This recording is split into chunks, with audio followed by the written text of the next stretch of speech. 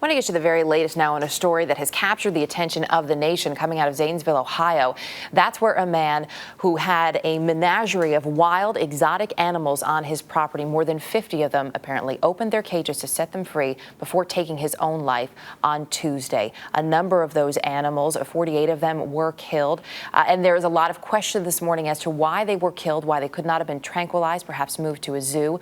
Joining us to help answer some of those questions this morning is Jack Hanna, Director Emeritus of the Columbus Zoo and Aquarium. He worked tirelessly with police as they tracked down those animals. Jack, good to have you with us this morning. And it is obvious to so many just in watching you over these last couple of days how hard all of this has been on you as an animal lover. It's been the worst thing that's ever happened to me in 40 years of this career, 40 years. But, you know, I sat there yesterday when I got there and at daylight and saw the carnage of the animals, and I go, why couldn't we have tranquilized them? But then when I was with the veterinarians and the sheriff, we had four tranquilizer guns that got there. Now, once they got there, we're 50 miles away on each side.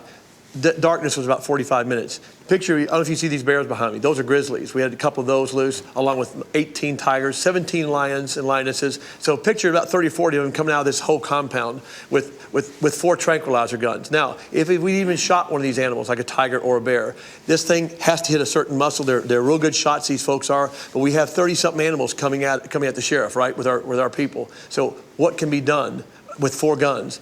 What you have happen here, once you hit the animal goes, and for 3 to 10 minutes, he's not down. He's just running everywhere because he's nervous. The drug is taking effect.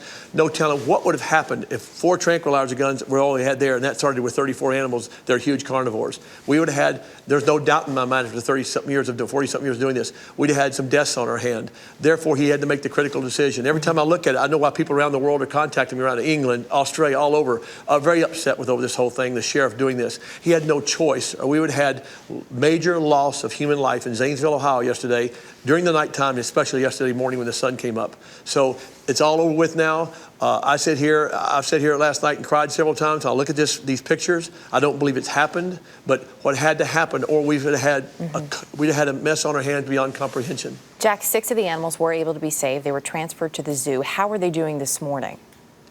They're doing very well. We have footage, I think, here right now of the animals' footage that was taken early. It's about 4 a.m. this morning. They're eating well. They're doing well. And by the way, the governor, we met all day last night.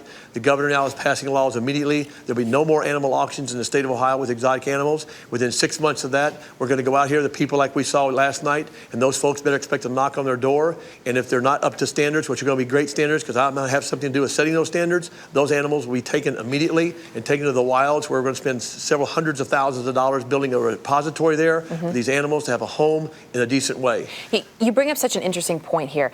Terry Thompson, who had these animals, had a record of animal abuse. Authorities were called out a number of times. He even had convictions on related charges, and yet he kept these animals. The conditions had been described as deplorable in some cases. If we knew of the situation there, if it was seen firsthand, how was it allowed to continue? That's just what we've been sitting over here for the last 3 hours since 5:30 this morning. My wife asked me the same exact question. The sheriff had been up there 30, 40 times. He went to prison. My own people, I didn't know about. I knew they were out there somewhere. There's people in Ohio that have these animals. I didn't know it was him. My own people went there, and they weren't allowed. They went to the tobacco and firearms. People went there when they went to arrest him for all the weapons. They went there, but they weren't allowed to do anything because the law states he's not open to the public. So the United States government cannot inspect his property to write him any kind of citations. So what do we have here? We have a situation that was unbelievable. There wasn't any law that we could do anything to him.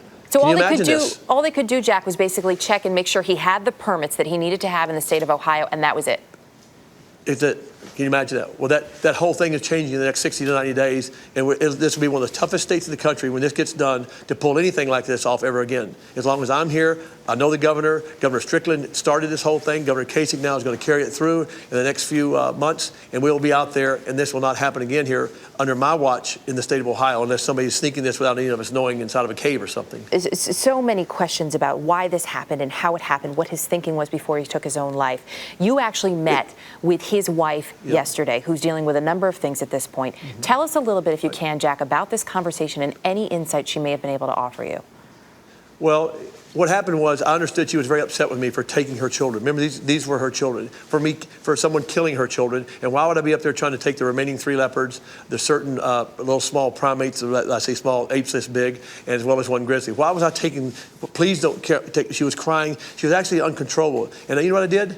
when you see somebody that's just beaten to death, it's just done, she's lost her husband, I can't help that, but her husband committed suicide. But you see someone that's lost everything. I hugged her and I tried to hold her. She was shaking and I've lost everything. You're taking my children. I said, I'm not taking your children. I'm taking them to the Columbus Zoo right now to take care of them. They're still your children. They're your animals. We cannot bring them back in these conditions. I'm trying to help you right now. And you know something? Tears started coming out of my eyes. I'm not just telling that for you. I don't want anybody to feel sorry for Jack Hanna. I'm saying that the emotions that have been with me and our staff, the sheriff's deputies, when you saw those deputies sitting in there that had to shoot those animals, I wish you could have seen their faces. I wish you could have seen them when they said they had to go and talk to their children. That's not something that they wanted to do. Half of them looked like they had tears in their eyes, what they'd done. They were afraid to somebody even look at me because here they are shooting at animals that Jack Hanna's trying to save.